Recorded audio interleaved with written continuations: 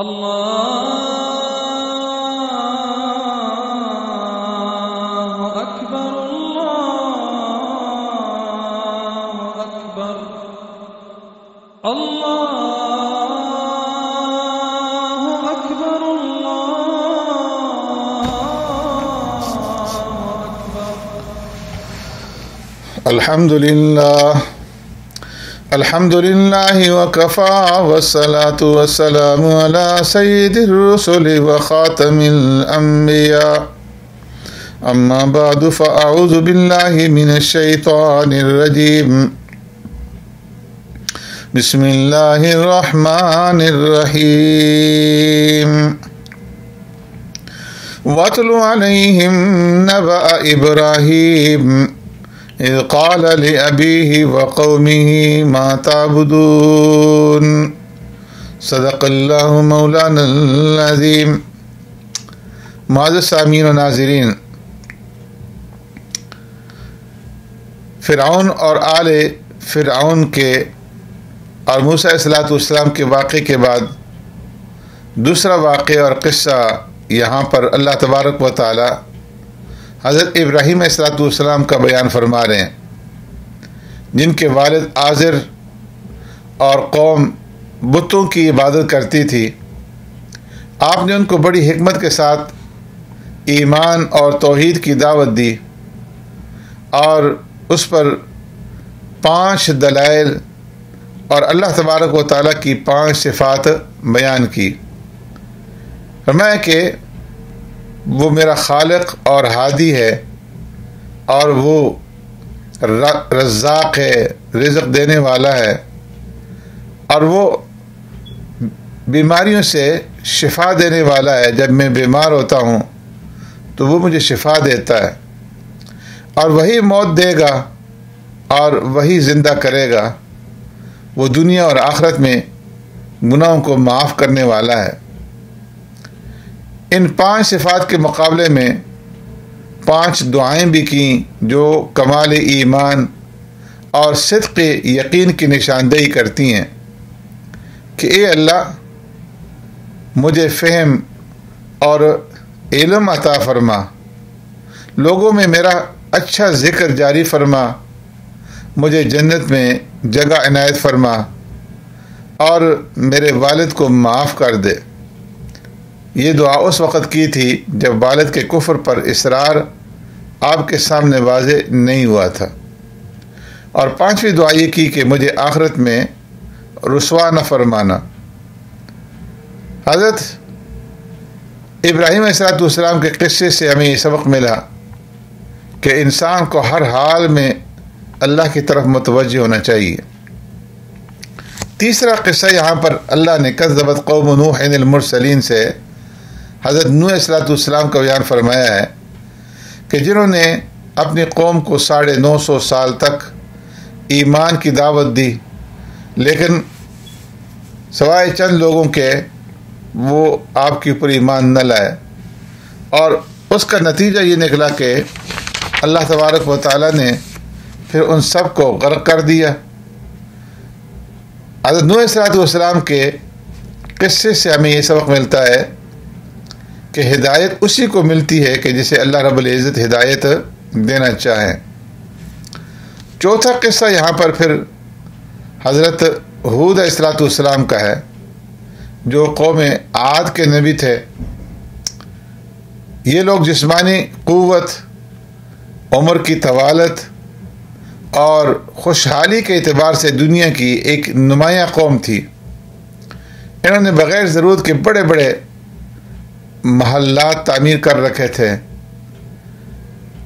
انہیں بھی اللہ کے نبی نے بلایا، ایمان کی دعوت دی، لیکن انہوں نے بھی نبی کی بات کو اور ان کی دعوت کو ٹھکرا دیا اور حضرت ہود علیہ السلام کے اوپر یہ ایمان نہ لائے.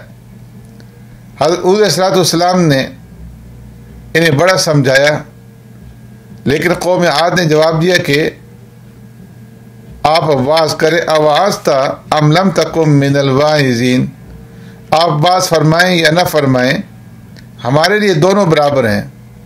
ہم آپ کی بات ماننے سے رہے، آپ کی باتیں بھی اگلے لوگوں جیسی ہی ہیں۔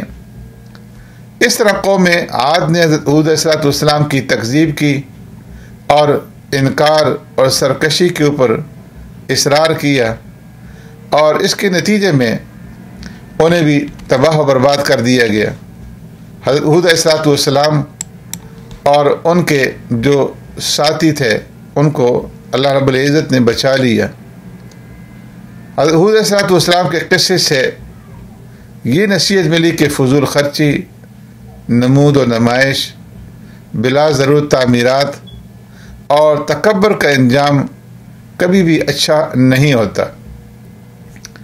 پانچواں قصہ پھر اللہ تبارک و تعالی نے کذبت ثمود المرسلین اذ قال لهم اخوهم صالح الا تتقون سے حضرت صالح علیہ السلام کا ذکر فرمایا ہے کہ ان کی قوم کو اللہ نے مادی وسائل اور رزق کی فراوانی اور امن اور تحفظ عطا فرمایا تھا، سرسبز باغات اور بارونق زمینوں میں یہ قوم آباد تھی، لیکن انہوں نے بھی اللہ تبارک و تعالیٰ کا شکر ادا نہ کیا، اللہ کے رسول کا مذاق اڑایا۔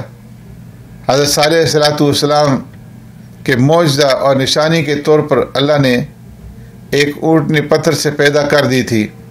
حضرت صالح علیہ السلام نے قوم کو خبردار کیا تھا کہ اس اونٹنی کو تکلیف نہ پہنچانا، مگر سرکشوں نے اس کی کونچ کاٹ ڈالی۔ اب اللہ رب العزت کا عذاب ان کے اوپر ٹوٹ پڑا اور حضرت صالح علیہ السلام اور ان کے اصحاب جو ہے وہ بچا لیے گئے۔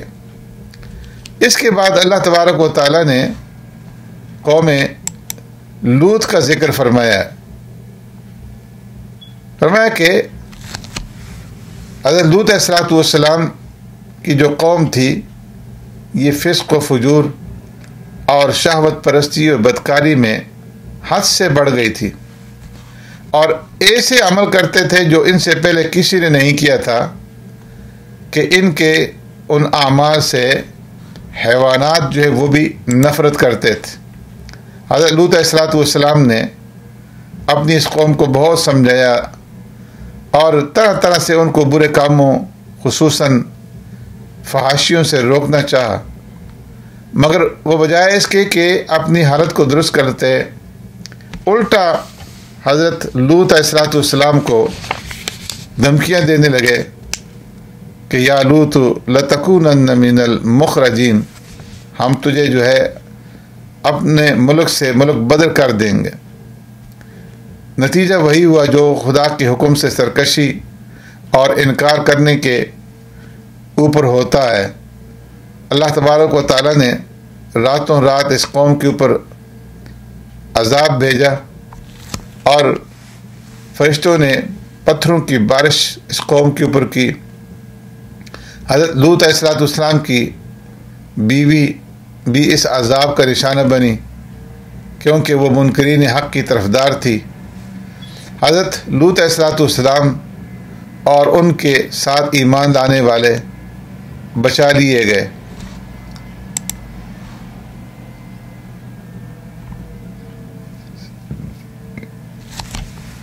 دوسرے قصوں کی طرح اس قصے کے آخر میں بھی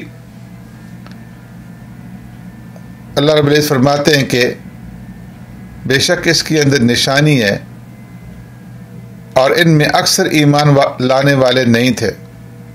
نشانی اور عبرت یہی ہے کہ نفسانی خواہشات کی تکمیل میں حد سے تجاوز کرنے والی قوم اور فرد کا جو انجام ہے وہ اچھا نہیں ہوتا۔ پھر ساتواں قصہ یہاں پر کذب اصحاب الایکۃ المرسلین سے حضرت شعیب علیہ السلام کی قوم کا بیان فرمایا جا رہا ہے۔ ان کی قوم کو اللہ نے مختلف طرح کی نعمتیں عطا فرمائی تھیں، گھنے جنگلات تھے اور ثمربار باغات تھے، میٹھے پانی کے چشمے تھے، لیکن یہ اللہ کی نافرمانی میں مبتلا ہو گئے۔ ان کے مختلف معاصی میں سے ایک بڑی معصیت یہ تھی کہ وہ حقوق العباد کی ادائیگی میں ڈنڈی مارتے تھے، ناپ تول کے اندر کمی کرتے تھے۔ جب سمجھانے کے باوجود باز نہ آئے تو اللہ تبارک و تعالیٰ نے ان کو عذاب دینے کا فیصلہ فرمایا، اور اس کے نتیجے میں کئی دن تک سخت گرمی رہی، اور پھر اس کے بعد بادل چھا گئے۔ یہ لوگ ٹھنڈ کے حصول کے لیے بادل کے نیچے جمع ہوئے۔ فَأَخَذَهُمْ عَذَابُ يَوْمِ الظُّلَّةِ، بادلوں سے ان کے اوپر آگ برسنے لگی اور زمین پر زلزلہ طاری ہو گیا، اور یہ دیکھتے ہی دیکھتے کوئلہ بن کر کے رہ گئے۔ قوم شعیب کا واقعہ ہمیں یہ سبق دیتا ہے کہ حقوق العباد غصب کرنا اللہ کے عذاب اور اللہ کے غضب کو دعوت دینے والا عمل ہے۔ پھر آخری رکوع کے اندر وَإِنَّهُ لَتَنزِيلُ رَبِّ الْعَالَمِينَ نَزَلَ بِهِ الرُّوحُ الْأَمِينُ عَلَى قَلْبِكَ لِتَكُونَ مِنَ الْمُنذِرِينَ بِلِسَانٍ عَرَبِيٍّ مُبِينٍ۔ یہاں سے اللہ تبارک و تعالی قرآن کریم کے کلام رب العالمین ہونے کا واضح الفاظ کے اندر اعلان فرماتے ہیں کہ یہ اللہ رب العزت کی طرف سے نازل شدہ ہے، اور امانت دار فرشتے جبرائیل صلی اللہ علیہ وسلم کے ذریعے سے اللہ نے اس قرآن کو نازل فرمایا، اور واضح عربی زبان میں اس کی ترکیب و تنسیق اللہ رب العزت نے فرمائی، اور پہلی کتابوں میں بھی اس کلام کے برحق ہونے کی بشارت دی گئی، لیکن اس کے باوجود مشرکین مکہ کی طرف سے اس کا انکار اور ان کے تعصب اور مجرمانہ ذہنیت کا آئینہ دار ہے کہ جس کا یہ انکار کر رہے ہیں۔ ایک لمبے زمانے تک فرمایا کہ اگر یہ لوگ دنیا کی عارضی نعمتوں میں سرشار رہیں تب بھی یہ عذاب خداوندی سے کسی طرح بھی بچ نہیں سکیں گے۔ اسی طرح اس رکوع کے اندر اس کا بھی ذکر ہے کہ اصلاح کے عمل کا آغاز اپنے گھر اور اپنے خاندان سے کیا جائے۔ وَأَنذِرْ عَشِيرَتَكَ الْأَقْرَبِينَ، اور وَتَوَكَّلْ عَلَى الْعَزِيزِ الرَّحِيمِ، اللہ کے اوپر توکل اور اس کے سامنے جبین نیاز جھکا کر رکھنا، فرمایا کہ یہ کامیابی کی دلیل ہے۔ اور پھر قادر الکلام دانشوروں اور شعراء نے اسلامی نظام کے راستے میں رکاوٹیں کھڑی کرنے میں جو نہایت ہی شرمناک کردار ادا کیا تھا، قرآن کریم نے ان کی مذمت کرتے ہوئے فرمایا کہ شعراء کی پیروی کرنے والے گمراہ لوگ ہوتے ہیں کہ وَالشُّعَرَاءُ يَتَّبِعُهُمُ الْغَاوُونَ أَلَمْ تَرَ أَنَّهُمْ فِي كُلِّ وَادٍ يَهِيمُونَ، کیونکہ شاعر ہر وادی میں سرگرداں اور ہر کھیت میں منہ مارنے کے عادی ہوتے ہیں۔ ہاں إِلَّا الَّذِينَ آمَنُوا وَعَمِلُوا الصَّالِحَاتِ وَذَكَرُوا اللَّهَ كَثِيرًا، ان میں سے وہ شاعر جو ایمان لانے والے ہیں، اعمال صالحہ اختیار کرنے والے ہیں، اور کثرت سے اللہ کے ذکر سے سرشار ہوتے ہیں، جو اپنے شاعرانہ کلام سے مظلومین کے ساتھ معاون اور ان کا حق دلانے میں مددگار ہوتے ہیں، وہ اس کے اندر داخل نہیں ہیں۔ اور آخر میں ظالموں کو ان کے عبرتناک انجام پر متنبہ فرما کر کے سورت کو ختم کر دیا گیا۔ سبحانک اللہم و بحمدک، نشہد ان لا الہ الا انت، نستغفرک و نتوب الیک۔